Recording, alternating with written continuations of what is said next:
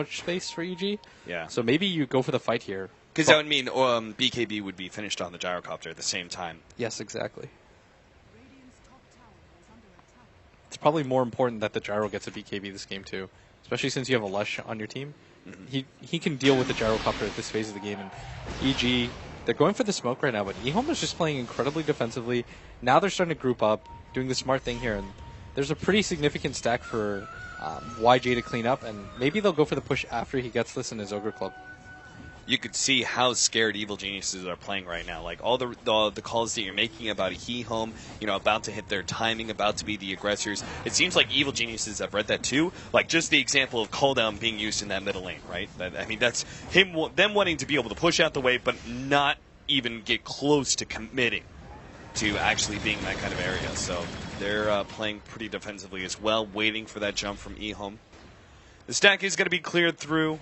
YJ will get his Ogre Club, but again, still not close enough. DDC going to be picked off there by the Orchid. Sumail immediately TPing out for fear of recourse from eHome. Yeah, and I like that this game he decided to go for the straight Orchid instead of going the Soul Ring like he normally does.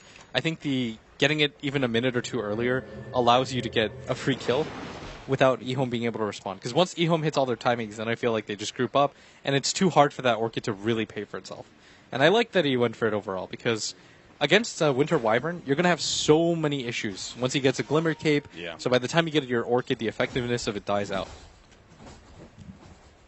And I think that early pickoff, just to build on that early pickoff is kind of stalling up eHome's timing, and we're getting to a point, especially like EG tried to go for a smoke gank earlier with the Nyx Assassin. We didn't really talk about it, but it feels like that's one of those timings where if you do get a pickoff there, you may just manage to stall up eHome long enough for you to get your BKB before their first like real aggressive offensive action. And even if it's not the first time, maybe the second time, right? Like, for example, here, eHome, if they want to go for this top tower, Evil Geniuses could just say, okay, we're going to give this tower up, but the next tower you push in, we will have that BKB for Gyro. Yeah, CCY is being slowed up, but he himself should be able to tank enough, and eHome is actually wrapping around, trying to see if they can find anybody, but Sumail's actually doing such a good job of keeping up in farm relative to eHome. He's got 150 CS, 2 kills as a Storm Spirit. He's going to be incredibly satisfied with that, so... EG, it's not even like they're behind or anything like that. It makes it sound like they are, but... Well, on him, he's going to be able to catch AEY, and he actually grabbed the Illusions, which was going to be a bit of downside. That just means that extra Splinter Blast nuke will kill him all the faster. Lanham will get the heal, and with the 5-man already here from eHome, they will try and push down this Tier 1 tower. Top tower does get denied by PBD at the same time, though. Yeah, they're going to glyph this, but it should go down. Really what it comes down to when it comes to tower defenses is it's not even really a numbers game. It's that you have people set up there so that only 1 or 2 people max have to TP in, meaning that you don't have to undercommit for it. And, right. Good move by EG to give it up. Even better move by eHome to take down that tower. And YJ's going to finish the stack now, I think. His creep dies, unfortunately, before he can do it one more time. But the BKB is coming up on him, and they timed their pushes out really well so that EG couldn't respond. And this BKB will come at a decent time. Speaking of BKBs, though, we've mentioned it a few times. Fear finally has his, and he's got a big old Ancient stack that he will be able to farm up on top of that. So he can quite quickly start moving towards his next item. Is it just, like, especially since you've invested so heavily into early game stat items, you just go for the late game item now, like a straight Butterfly or MKB? I think MKB is a really good choice if you think that the Luna is going to eventually get a butter. You don't want to just immediately get the butter and hope, because most of the damage is nukes. And Sumail at top, I mean, he's looking for it right now, and DDC's running away. He does have the mana pool to do this, and this might just mean another pickoff for Sumail. Nobody's even close to DDC, and Sumail's just ruining DDC's life. Yeah, I'm surprised he didn't go for the TP out there, but I guess he assumed that Sumail's going to be able to jump him and vortex at some point. Yeah. Storm Spirit. Is BKB his next item, right? Just because he's dealing with Leshrac, too much magic damage. Luna as well, with some of that AoE from Eclipse. Bloodstone first, and then... Okay. I thought maybe he would go for the early BKB, simply because there's a chance that eHome go for, a lot of 5-manning. I think BKB might be okay, but I think getting the Bloodstone... And if eHome decides to overcommit for the 5-man, allows you to just win the game from having that item. I think that it just does too much for Storm. Like, it allows you to revive faster, it allows you to snowball sooner, It allows you to stay on the map and farm more. Because the HP aspect of it, too, is underrated. If you want tank, you get a Bloodstone on Storm. It just solves so many of your issues. And it's too good not to get as a second item. It's like one of those weird cores that you don't want to get a BKB on second. So eHome very shyly went for their timing early on with taking some of those towers, but didn't really commit too much. They've taken just the tier 1s. Now they have the BKB for Luna. Is this another timing for them, or should they sit back and continue to farm up? No, the thing is, EG is doing the same exact thing. They got a Blink Dagger. They've got Fear, who actually pops his, and I think Universe even Envision, but when you hit these type of timings and you're wondering why do teams do this, like why don't they just continue to farm or anything like that, it's that what are you really waiting for? By just splitting up and farm, you're leaving yourself open to opportunities to get picked off. So when eHome hits a timing where they get a BKB on their Luna and he's got 77 gold, what is it that you're waiting for anymore, right? Like nothing. You can't just keep delaying these pushes and saying, we'll wait. You're comfortable with this type of timing that you're going to hit, and this might actually work out perfectly as they're going to get the wraparound smoke. PPD, the first telekinesis into the split Earth, trying to burst him down. He does manage to get out the snowball. Luna takes some damage from Universe. It looks like Artus should still be falling. He gets out some damage with the Walrus Punch and the Ice Shards, but in the end, that 5-man smoke does manage to find a pickoff on just a support eHome. I was about to say, tier 2 a Roshan. They only get a support, so it seems like Roshan is the much better option. Going for a tier 2 against a lineup like EG's when you have to base push against a Storm Spirit with full mana is just so dangerous. Yeah. Like, you don't know what's going to come. If DDC gets popped in the middle of the fight, or even Lanem, and all of a sudden you've got a 4v4, and then the Gyrocopter lays into your team, it's a little bit too dangerous. Plus, YJ is playing Luna, one of the weaker carries at just surviving. So going for the Roshan every single time when you're dire side especially is just a safe play.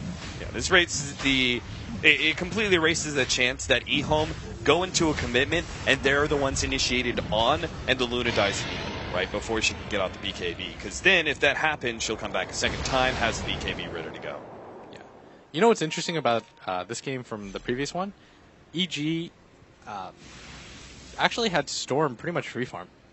And I was really worried that would happen to eHome, but it seems like eHome's strategy was more to shut out Universe as much as possible, and then just play defensively, and force Sumail to come to them.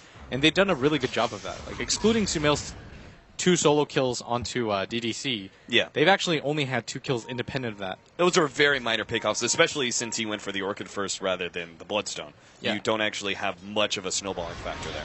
Oh, and mid too. Fear. He doesn't actually get off the BKB in time and almost gets chain stunned down to death. Now he's actually being run down by the dog. Bog Edict just need one more right click. No, it's still not enough. Another one was required. Fear barely gets away. And he was committing for the MKB too, so that would have been a prime opportunity for eHome to get a pickoff there. But while he is dead, they're going to go ahead and try and take this tier 2 tower. Yeah, it was really well played by eHome for that attempt, but Fear...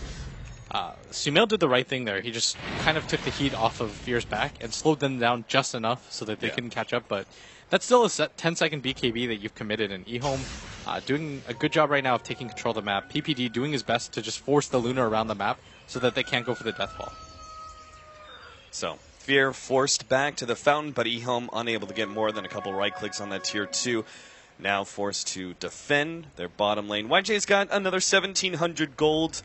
Butterfly can't really be his option because we do see an early MKB being built by Fear. So, at which point, what's your item? Do you go for like a stat-based build on Scotty, or Manta's not bad. Maybe you even still get the butter, but Manta's a really good option. And as I said, that he's about to get the Yasha. I think it just increases the farm potential of Luna just a little bit too much. But eHome, and there's an Orchid on the Storm Spirit. I mean, even if he does have BKB, he doesn't want to have to commit a BKB every single time Storm jumps him. Yeah. What's neat though is that when this game kind of passived out after they took Roshan, eHome just continued to stack their Ancients, so they just continue to get further ahead on the Luna. But Gyrocopter's still second in net worth, but when it comes to actual net worth, it's incredibly close. If it hadn't been for that Roshan, eHome would actually be behind, which is a little bit surprising, but that's just on the heels of Sumail doing such a good job of keeping up in farm and not dying whatsoever. PPD, EG have kind of read this. I mean, top lane's empty, bottom and middle are both pushing out. eHome are nowhere to be seen on the map, so it's got to be a 5-man smoke somewhere. Universe may still be caught? No. He pops the Vendetta in time before CTY could go for a Yule Scepter play. What do you think about Yule Scepter here? Oh, on CTY? Uh-huh. Oh, it's fine. You need some sort of setup on eHome. If you look at their lineup, before the Darkseer gets a Blink Dagger, you need something to open up. That's why CTY is actually being sent first. It's not just because of the Aegis, but Universe does a good job of avoiding it, and Calldown's going to come down, but that's not enough damage. He'll just make it off. It's good versus Orchid. It sets him up for the Storm Spirit kill, especially since he did go for that Bloodstone. Like, that means the Storm Spirit is actually very susceptible to Yule's Split Earth. EG right now, they're having a tough time looking for an angle right now because eHome is just doing a good job of keeping together. And EG are doing what they can. Sumail just continues to farm, which is the correct decision, definitely. But they're just getting a little bit less farm than eHome are right now. There's going to be a big team fight buff here for eHome very soon. RTK is about to complete his Blink Dagger, I believe. So this will now set up the Winter Wyvern, as well as maybe, you know, Telekinesis or Split Earth plays are possibilities as well. But it's really the Winter's Curse Vacuum combination that's so deadly. Yeah, as long as they watch out for that, eHome or EG should still be okay. They've got a ton of clear. The Storm Spirit just continues to get so farmed. They've got heroes that are very good at spreading out. Like, obviously, Storm Spirit's one of them, but then they've got a Blink Dagger hero, a Nyx Assassin, Tusk. He usually sits back and snowballs in anyway. I can see how, like, this Winter's Curse vacuum combo may only catch, like, I feel like the most two heroes. Like, the Gyrocopter plus Skywrath Mage is probably your most obvious go. Yeah, and Storm, again, takes the net worth lead. Really surprising considering the landscape of this game. The first Tier 2 tower was taken by eHome, but Sumail, he's not forcing anything or overextending. He's not looking to make fights happen. He's just letting things naturally happen to him, and he realizes that because of the type of lineup that eHome has, the one downside of this is they are sort of forced to 5-man, Right. eHome are, and when this